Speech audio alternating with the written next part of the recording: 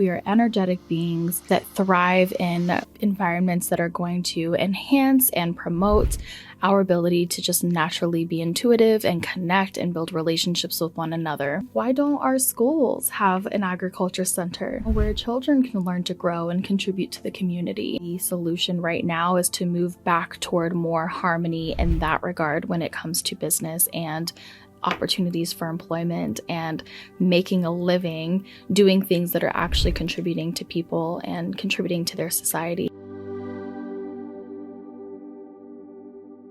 Happy Tuesday. We're just coming out of Easter weekend and it was a blast, lots of family time, and I'm finally back in the studio, so we are going to be getting very busy in here.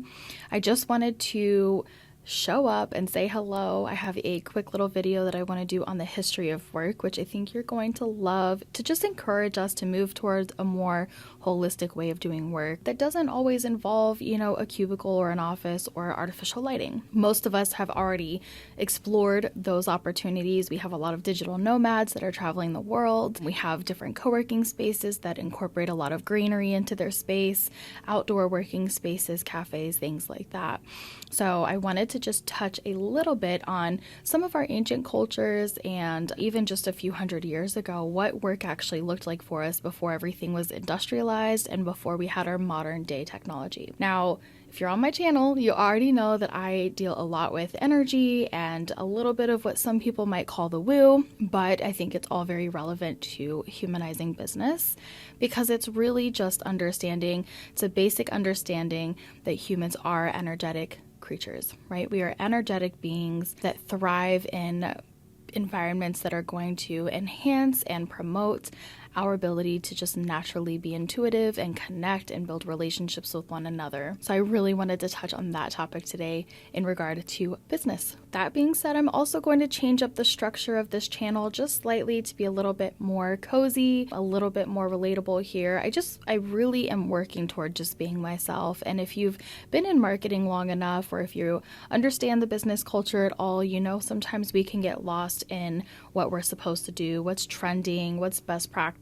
And that is why I ultimately decided to leave the industry of marketing, right? The career of marketing. It's not because I don't inherently love being able to share the message of businesses and brands making big impacts on their communities. It's simply that I just was not interested in the industry of it and where it's heading. So I want this channel to be more informal, more relatable, down to earth, just you and I connecting, and that is what it will be. So we'll do some couch talks, I'll have my coffee, and we'll just get really real here. So let's kind of get into the history of work. Now, I've already briefly touched on other videos on the history of work as it relates to the 1940s or late 1930s when this idea of a 40-hour work week began to take shape.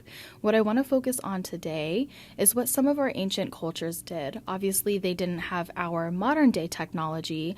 However, I would argue that they did have highly advanced technology that even we can't comprehend, and that is being seen now with all of the information coming out. What's happening with the pyramids, if you're not following, they have discovered an entire underground system of coils and pillars, and I'm no expert on Egypt, so I'm not going to touch too much on it, but there's just some things that we still got to understand. We still need to understand here. So what I do want to talk about is in those cultures, things that have been very well documented, like their form of agriculture or the roles that their community held at that time. A lot of it was focused on the arts and agriculture and creating things with hand, pottery, jewelry. It was a very flashy kind of civilization if we're talking, ancient Egypt. And then you can see that kind of permeate through other cultures in our ancient timelines where the focus was really on community. Everybody had a different role. There was villages, there was art, there was movement, a lot of dance,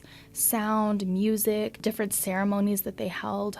And I'm not saying this to say that we should go toward that more or back to those types of ways of living and doing business or working or communing with one another. What I want to do instead is just highlight where we can incorporate some of those aspects in today's world. What I mean by that is we should be able to look at past civilizations where there was a heavy emphasis on the stars and the sky and agriculture cycles, the natural cycles of nature and life, which is, life and death and growth and nurturing, seeding, soil, all of these things that you have even seen in my Witch's Oracle deck that I do, and bringing in those components. Now, without getting too wordy, because I have a tendency sometimes to just go on and on, what do I mean by that? What I mean is that we could incorporate some of those aspects in today's civilization, today's community, where maybe we have a local agriculture center that feeds the city or the town, and you can go and buy low-cost produce that has been created and grown and nurtured by people in your community. Obviously, there's private farms. Not everybody is going to choose that lifestyle. So if we look at things and provide job opportunities and provide business opportunities for people to get directly involved in their community in that way, why don't our schools have an agriculture center, where children can learn to grow and contribute to the community? Community members can volunteer. Community members can hold roles and positions very similar to other citywide positions and roles. I just truly believe that there's opportunity to incorporate some of our very basic needs for agriculture and connecting with nature and integrating that with our cities and our schools so that we can go back to more of a holistic, homegrown way of living. I find it absolutely chaotic that I have all of this knowledge in the digital space because of the generation I was raised in, but then I have to Google, or look up how to grow certain crops or tomatoes or how to do things, for myself holistically. So I do think that there needs to be more of a balance as far as that goes. Another thing that I would like to say is we can incorporate some of the energetics in a more widely available way. If we look at clinics and hospitals, our medical practitioners who are absolutely needed, especially when it comes to emergency care, we should also be able to look at having facilities or incorporating some of our energy healing practices in those, like acupuncture, chiro, Reiki is something that's being done a lot now. And it doesn't have to just be those, but just allowing space for practitioners to be able to fill those voids as well. What's often seen with energy healers now is that they spend a lot of energy having to do their own solo thing. And there's more of a need. It's a growing demand right now. But because their energy is going toward essentially their own business and trying to provide these services as a solo practitioner, they're really not supported in the way that they could be to really make a huge difference.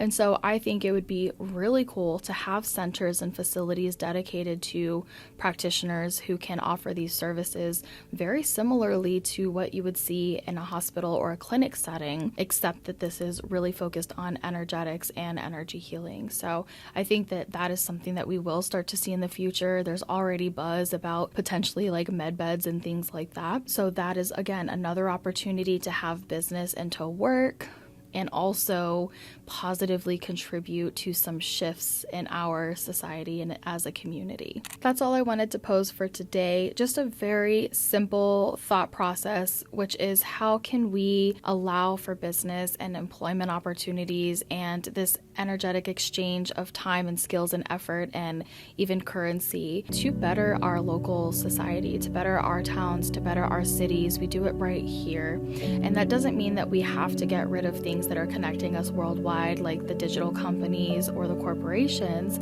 but instead finding that balance, finding that harmony between the amount of roles for, digital-based companies or corporations, and also having the same amount or a similar amount of roles available for people who want to give locally here. And I'm not just talking about restaurants and service-based business. I'm really talking about bettering society as a whole. So looking at agriculture centers, looking at energetic healing centers where people can be in a very safe environment and explore different ways of finding healing, whether that be emotional or physical. So there is room for this. There is definitely a place for this. It's needed if we just look at how ancient civilizations were run and how they stayed tight-knit and how they really supported one another because their survival depended on it. I think that that is the solution right now, is to move back toward more harmony in that regard when it comes to business and opportunities for employment and making a living doing things that are actually contributing to people and contributing to their society. So just a simple thought, if you like